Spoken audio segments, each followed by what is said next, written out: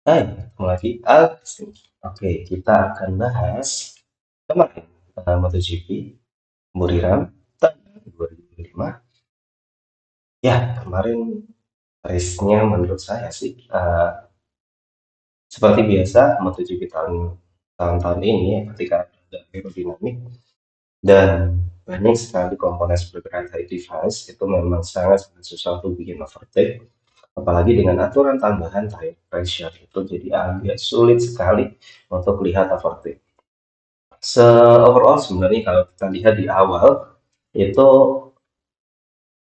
start itu memang sangat menyenangkan. Jadi kita jadi tahu orang itu kalau membalap itu selalu pengen di depan ketika start gitu ya. Kenapa? Karena ketika sudah mulai lap 2, 3, 4 itu udah mulai agak susah untuk uh, memberikan tekanan kepada pembalap lain karena memang banyak sekali kendala utamanya dari segi teknikal.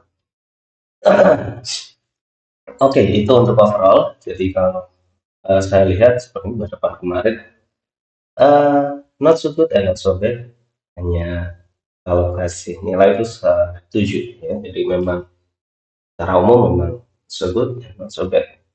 Kemarin kalau kita eh, tahu kemarin juara race, pemenang race adalah Marc Marquez, kemudian nomor 2 adalah Marc Marquez, dan yang ketiga adalah Pecco Bagnaia. Kalau kita lihat kemarin, sebenarnya kalau race itu agak lumayan boring banget. Tapi ada hal yang bikin dia lebih bagus karena salah satu kejadian yakni adalah Marc Marquez pada lap ke-7 mundur setelah mendapatkan advantage 1,4 second. Itu sebuah yang tidak bisa dipikirkan gitu ya. Kenapa gitu kan? Kenapa kok dia bisa mundur? Dan bahkan kemarin kalau kita lihat di race kemarin itu di GDL dan juga tim dari Ducati semuanya juga kaget gitu kan. Mereka dari duduk langsung semuanya berdiri. Wow, kenapa nih Marquez? Kenapa kok dia mundur? Oke, setelah berbagai banyak kulikan, eh, kalau sebenarnya saya lihat dari awal tuh langsung, wah ini masalah ban pasti. Kenapa? Karena pernah dulu di ASEAN, Marquez juga melakukan hal yang sama dengan Digia. Dia mundur, memberikan lap Digia pas, jadi dia biarin Digia lewat gitu kan. Kemudian tetap di belakangin dia untuk dipanasin bannya. Ini juga sama dengan adiknya Alex, dia langsung mundur ke Alex dan itu bikin ban depan dari Mark itu tidak sampai turun karena aturannya itu 60% dari jumlah lap itu harus lebih dari ketentuan minimum kalau nggak salah 1,8 bar gitu. Jadi kalau kurang dari itu dia akan dapat kena penalti 16 second. 16 second itu sangat-sangat banyak kalau kita lihat kemarin peringkat 1, 2, 3 itu selisihnya 2,3 second. Kemudian sampai ke Augura di peringkat 5 itu 7,5 gitu kan. Jadi kalau kita total mungkin akan turun ke sampai peringkat 8. Jadi itu sangat-sangat merugikan bagi Marquez. Gitu. Jadi kemarin memang sangat diacungi jempol Marquez ini bisa sampai uh, pemenang dan itu upper hand banget. Jadi dia itu sangat apa ya jauh lah di antara semua memang julukan Baby Alien dulu itu sudah sangat bagus. Kalau sekarang sih memang sudah mature alien kalau menurut saya. Habis itu kita lanjut ke pembalap kedua Alex. Jadi Alex Marquez kemarin bagus banget sebenarnya sejak dari sesi praktis. Sebenarnya dia sangat bagus sejak dari testing. Testing katanya, testing di Sepang, testing di Buriram pas sangat-sangat bagus. Dia top terus di 1-2 dengan kakaknya. Sampai di Buriram ini dia bawa eh, apa namanya?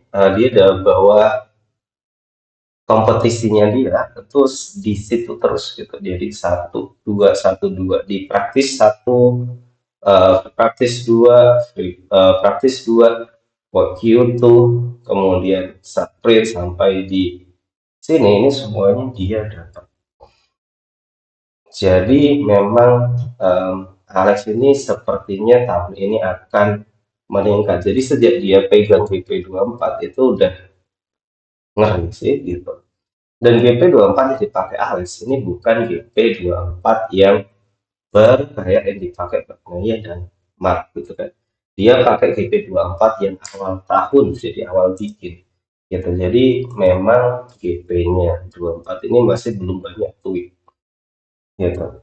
Dan kalau kita lihat di Buriram ini, selama saya nonton MotoGP, saya belum pernah lihat Alex itu ada di depan di MotoGP di kategori MotoGP itu. Dia itu jarang sekali leading race. Dan ini menjadi pengalaman buat Alex nanti bagaimana memanage leading itu. Jadi karena memang sangat berbeda ketika dia di belakang dan di depan. Ketika dia di depan, kemungkinan besar angin pasti akan paling dapat sehingga ban itu bisa sampai langsung dingin. Makanya kakaknya mundur untuk cari panas biar dapat eh, angin, biar dapat udara panas gitu dari motornya Alex. Nah itu dia sudah mulai bagus tuh. Jadi dia itu push to the limit terus agar tetap di situ. Kakaknya juga berikan pressure yang lumayan sangat-sangat mengerikan. Jadi dia itu 0,06 0,07. Jadi seper 0,0. Jadi seper 10 atau seper 100 detik itu selalu. Jadi gapnya itu selalu 100 per 100 per 100. Jadi bagi abang Talib yang di depan itu, wah ini mepet banget gitu. Kapan dia akan nyerang dan itu pasti kena. Gitu kan. Karena memang jaraknya sangat dekat. Dan sepertinya strateginya Mark itu bikin nggak tahu sih apakah bannya itu memang akan dibuat lebih apa namanya lebih kempes atau gimana untuk lebih tekanannya untuk lebih rendah atau seperti apa memang strateginya seperti itu atau tidak itu sejak dulu gitu. Terus kita lanjut ke peringkat tiga Bagnai ya. uh, Sejak dia di Buriram sebelumnya di Sepang dia bagus, masih bisa nimbangin dengan Marcus Brothers ini. Tapi ketika dia di Buriram, sejak testing pertama sampai kemarin waktu di sebelum sebelum apa namanya praktis satu yang dia ada siapa itu? Oh bukan itu. Ada Morbidelli, entah itu di di praktis atau di atau di praktis dua ya antara itu belum dapat setup yang tepat buat Batman. Jadi memang Batman itu agak sulit dari dulu itu untuk bisa langsung nyetel sama motor. Itu udah dari dulu memang sejak dia di factory memang seperti itu. Jadi di awal-awal musim pasti ketegangan, terus baru sampai Heres di Eropa itu baru mulai muncul eh, kekuatannya gitu. Tapi kalau di awal-awal musim itu selalu ketegangan. Ya. Gitu. Jadi memang untuk tahun ini itu Bagnaia akan sangat sulit untuk menggulingkan, untuk menunjukkan bahwa dia itu bisa untuk menyamai lah setidaknya kehebatan dari Mark. Oke, kita ke Ducati lainnya. Jadi kita akan langsung ke beberapa pemain Ducati. Jadi kita akan bahas per factory ya. Kalau di Ducati ada Morbidelli ini sejak kemarin bagus banget ya. Jadi sejak masuk ke Buriram minggu-minggu ini setelah dia dapat data dari testing, Morbidelli itu bagus, bagus banget. Jadi dia akan selalu ada di depan kemungkinan. Mungkin bisa 4, 5, 6 atau mungkin bisa podium. Jadi sulit untuk turun. Jadi mungkin rata-rata akan ada di situ. Dan ini adalah resurrection bagi Morbidelli dan semoga dia bisa mengembalikan kepercayaan yang diberikan oleh VR46 untuk bisa mempertahankan karirnya di MotoGP.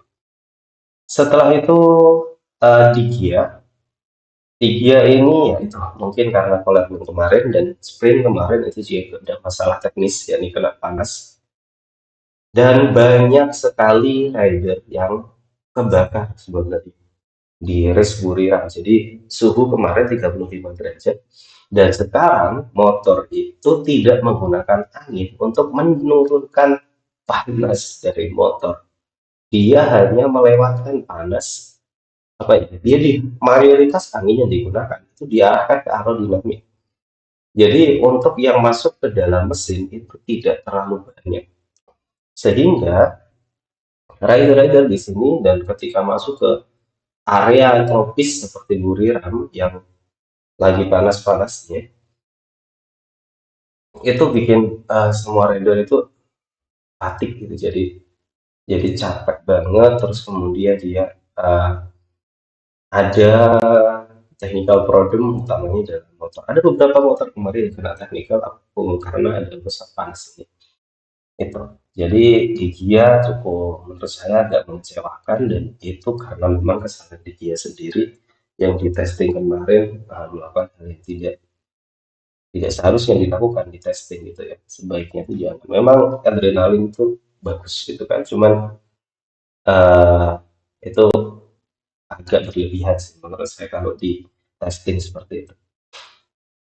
Kemudian di situ ada Fermin. Kalau Fermin ini memang kalau dari segi space memang sudah cukup bagus, tapi kalau kita lihat motor yang digunakan GP24 ini sepertinya saya cukup kurang merasa Fermi itu harus harus lebih bisa ditingkatkan lagi. Dia tuh harusnya bisa. Karena memang setahu saya jadi GP24 tuh harusnya bisa sampai di sini. Tidaknya di 10 besar gitu. Ya nanti semoga ketika di Argentina, di Amerika itu dia mulai menunjukkan tajinya. Dan itu agak khawatirkan juga untuk Ducati ya kalau ini terus berlanjut semester Firmin dia itu ada di 15 besar. Berarti banyak sekali motor manufaktur yang lain itu mulai catch up. Jadi agak bahaya bagi Ducati. Sebenarnya ini alarm bell sih. Agar Ducati itu bisa meningkatkan performa dari GP24. Karena memang GP24 ini sangat-sangat bagus. Bahkan oke, di testing kemarin mereka hampir ditch semua parts baru GP25. Hampir semua. Jadi memang agak sulit untuk meningkatkan performanya gitu. Oke, itu dari Lutti. Habis itu kita lanjut ke Aprilia.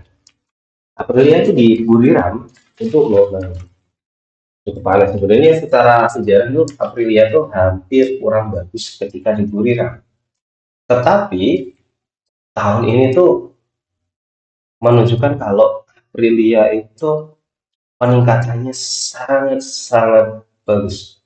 Dan masalah tahun lalu yang yang Aprilia itu sering kebakar, panas, dan lain-lain yang dikeluhkan oleh Alexis Spargaro dan juga Maverick Vinales pada tahun lalu, itu seperti tidak muncul di tahun ini, gitu. Dengan melihat kondisi Thailand yang panas, itu luar biasa sih perkembangan dari uh, Aprilia. Dua rider yang peringkat 5-6 ini, Bezeki dan Okura. Sebenarnya yang paling difavoritkan adalah Bezeki ya, karena kemarin respect-nya itu sudah bisa mirip dengan Bagnaia dan Alex gitu kan. Jadi sebenarnya Bezeki itu punya performa yang harusnya lebih gitu. Cuman dari sprint kemarin dia kasih kesalahan saat start ya. Jadi dia slide gitu kan. Akhirnya membuat dia mundur banyak posisi, kemudian dia recover di sprint dan di race itu juga sebenarnya udah bagus. Cuman itu tadi dia mundur lagi di awal gitu. Jadi sepertinya ada problem. Kurang tahu apakah masalah dari riding style-nya atau masalah teknis lainnya atau ban mungkin pemilihan ban itu yang kurang bagus atau seperti apa, tapi sepertinya Bezeki perlu meningkatkan performa lagi seperti respect yang sudah ditujukan dalam segi dalam praktis dan juga kualifikasi kemarin ya, dari hari Jumat dan Sabtu gitu. Habis itu Ogura ini adalah rookie yang pertama kalinya memberikan peringkat paling bagus, performa paling bagus setelah Marc Marquez tahun 2013. Kalau dulu Marc langsung dapat podium, jadi waktu di Qatar 2013 dia langsung dapat podium peringkat tiga. Nah sekarang Ogura ini ketika di race dia dapat P5 itu yang sangat sangat sangat apa ya luar biasa untuk Ogura. Dan gimana ya ini Ogura itu sebenarnya unik banget gitu ya. Jadi kita itu hampir underestimate dia sejak dulu gitu. Kita tahu dia bagus, tapi kita nggak pernah favoritkan Ai Ogura kayak seperti kurang punya talent gitu. Tetapi kalau kita lihat kebiasaan Ogura sejak zaman dia di Moto3 dan Moto2, dia itu selalu main itu di race-nya itu selalu konsisten gitu. Kalau saya lihat dia itu mirip sekali dengan Bagnaia. Jadi ketika di dalam race dia itu selalu punya pace yang rata. Jadi Ayo Ogura ini adalah sebuah apa ya? Mungkin memang David de Brivio itu memang punya mata untuk talent yang bagus ya. Jadi kita lihat Ayo Ogura bisa sampai seperti ini. Bahkan kemarin waktu di time attack dia itu selalu top 10 gitu ya. Jadi ini rookie yang sangat bagus, tapi memang ini masih race pertama, jadi masih perlu banyak pembuktian bagi Ayu untuk bisa pertahankan performanya. Ini memang bagus banget. Habis itu untuk Aprilia lainnya itu siapa? Jatuhkah? Iya betul, Raul Fernandez. Raul Fernandez kemarin di race itu bagus, tapi di sprint jelek. Jadi dia turun jauh, habis itu naiknya dikit, jadi dari posisi startnya turun. Kalau di race itu sebenarnya udah mulai bagus, dia bisa pertahankan posisi sampai 8. Tapi ada kendala teknis kalau nggak salah kemarin, jadi kena panas motornya, overhead mungkin. Akhirnya dia retired. Udah 22 lap, per 4 lap dia retired. Habis itu ada, setelah kita bahas Aprilia, kita akan bahas Honda. Kenapa Honda ya? Karena peringkat ketujuh Honda. Jadi Juan Zarco ini sebenarnya agak apa ya tidak bisa diprediksi kemarin ya. Maksudnya kita nggak bisa menebak kalau Honda itu bisa lead-nya itu sejauh ini.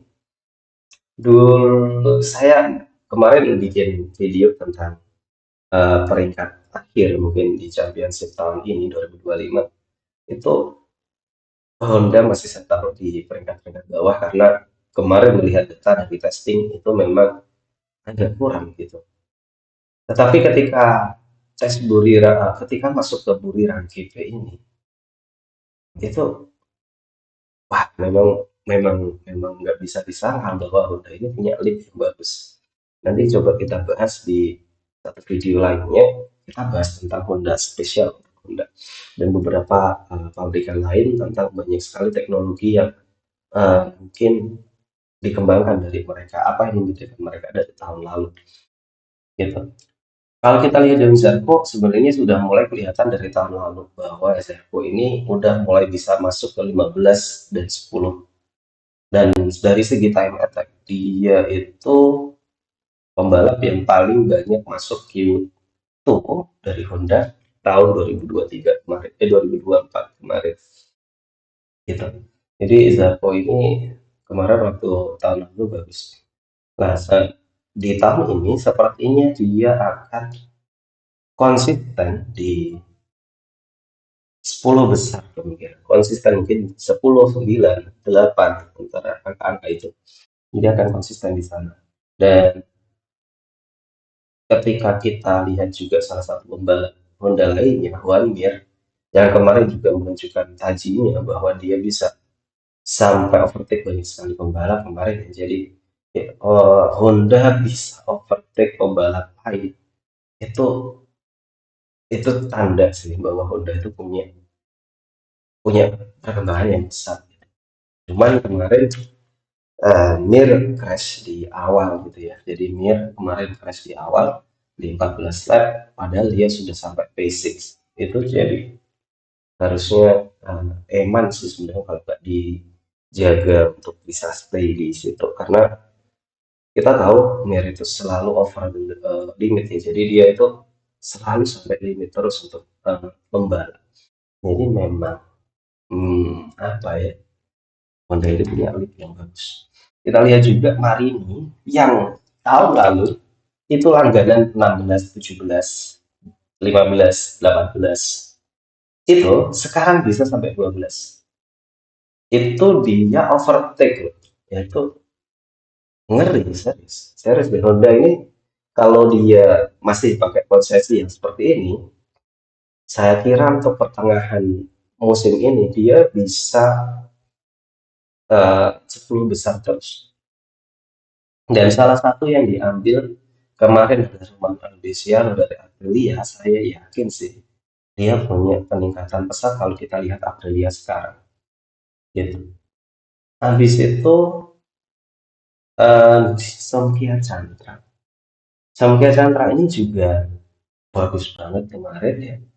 Jadi dia itu bisa apa namanya mempertahankan pace-nya dengan pembalap-pembalap yang lain. Jadi dia selisih dari pembalap pertama itu 31.480, setengah sekon, kurang dari setengah sekon dari Alex Rins ke 18, itu memang beda sih. Jadi sepertinya Chandra ini akan terus berkembang di MotoGP. Jadi kayaknya kalau Honda bisa meningkatkan performanya, kemungkinan besar Chandra ini juga bisa sampai, mungkin bisa sampai poin lah, setidaknya dapat dapat poin di P15, P14 gitu. Kita harap seperti itu. Oke, Honda taking lead yang sangat cepat. Kita akan lanjut ke peringkat selanjutnya, yakni adalah Red Bull KTM dan KTM, KTM Free dan Red Bull KTM.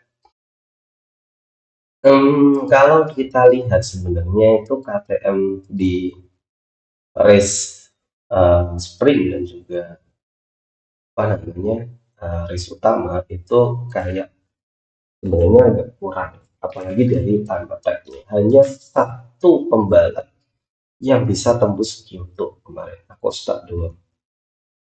Karena memang Acosta itu sampai limit, dia tuh membalap tuh sampai limit, jadi sangat rentan untuk jatuh. Nah, tetapi ketika di dalam race pace balapan, KTM itu sepertinya masih punya potensi. Tapi si KTM itu masih struggle berat untuk bisa mempertahankan performa seperti tahun lalu yang selalu dapat di top 10 terus gitu kan. Tahun ini sepertinya challenge-nya lebih berat karena beberapa tim, utamanya dari pabrikan Jepang, itu punya peningkatan yang besar gitu. Brad Binder, Bastian ini kemarin start kurang dari top 10 ya, jadi mereka mulai dari agak belakang, baru kemudian dia bisa eh, maju ke depan hingga sampai dapat P7 dan P8. Mungkin yang perlu digarisbawahi hanya Bastian ini sih sebenarnya. Ini aneh sih ini orang nih. Sejak dari testing awal hingga kualifikasi dan sprint kemarin, dia nggak bisa menunjukkan kualitasnya sebagai pembalap top waktu seperti di Ducati. Tetapi pada kemarin, dia itu membuktikan kalau dia bisa sampai depan. Bahkan overtake banyak sekali pembalap gitu. Kemarin dia start dari P20 kalau nggak salah. Itu bisa sampai sekarang di P9. Berarti peningkatannya dia naik itu 11 posisi. Itu hebat sih sebenarnya. Apakah kan mungkin ketika long run itu bannya semakin tipis, semakin degraded itu dia makin bagus atau seperti apa? Itu kurang tahu. Jadi nanti mungkin kalau kita dia bisa pertahankan pola yang seperti ini, kita bisa tebak kemungkinan dia berhubungan dengan bagaimana dia manajemen ban gitu. Oke, habis itu ke terakhir Yamaha. Oh iya, untuk KTM yang lainnya Vinales. Finalis mengecewakan sih untuk dari balapan ini sebenarnya. Kemarin waktu dites ping dan praktis dia punya pace, ya, cuman untuk masuk ke setidaknya top 10, top 15, cuman kalau kita lihat dari race dan sprintnya ternyata eh, agak kurang ya. Jadi kayaknya finalis ini harus bisa meningkatkan performanya lagi. Oke, kita lanjut ke Yamaha. Yamaha sebenarnya bagus, tetapi mengapa di race dan juga sprint dia itu drop gitu? Itu yang aneh sih. Sebenarnya kemarin kalau kita lihat dari race pace, dari time attack Yamaha, itu hampir nggak pernah kurang, utamanya dari Jack Miller dan Quartararo selalu top 10, bahkan lebih baik dari Honda sebenarnya. Cuman nggak tahu kenapa di sprint race kemarin dan juga di race utama itu mereka drop. Kalau Jack Miller kemarin ada masalah dalam aerodinamik sehingga dia bisa berdrop dan dia sebenarnya bisa sampai P berapa? P5 ya kemarin kalau nggak salah di race utama. Dan memang karakternya Jack dari dulu adalah selalu boost di awal, cuman agak kurang di mid gitu ya. Jadi Jack, you need to improve again in the late minutes of race gitu ya. Jadi di terakhir-terakhir itu kamu harus bisa mempertahankan ketika belum udah di grid. Oke, habis itu Quartararo ini aneh dan mengecewakan juga. Harusnya Quartararo itu bisa selalu top 10 ya. Cuma kemarin itu memang kurang tahu seperti apa. Habis itu Oliveira dan Alex Rins memang dua ini kurang bagus juga sih kemarin coba gitu. Jadi seperti itu untuk MotoGP memang kemarin bumbunya adalah Marc Marquez masalah dengan dirinya sendiri. Entah itu dari kesalahan timnya dan hal yang penting dari Marc Marquez adalah dia nggak pernah menyalahkan timnya ketika balapan. Jadi ketika ada kesalahan apapun dia nggak pernah menyalahkan timnya. Gitu. Oke, Oke, kita akan bahas sedikit tentang Moto2 dan juga Moto3 setelah ini. Oke, sepertinya internet saya lagi putus. Mungkin itu saja dulu bahasan kita di GP Thailand. Untuk Moto2 dan Moto3 mungkin akan ada video lainnya yang akan saya bahas di besok. Oke, kalau gitu tuh, bye. Kita ketemu lagi di video selanjutnya.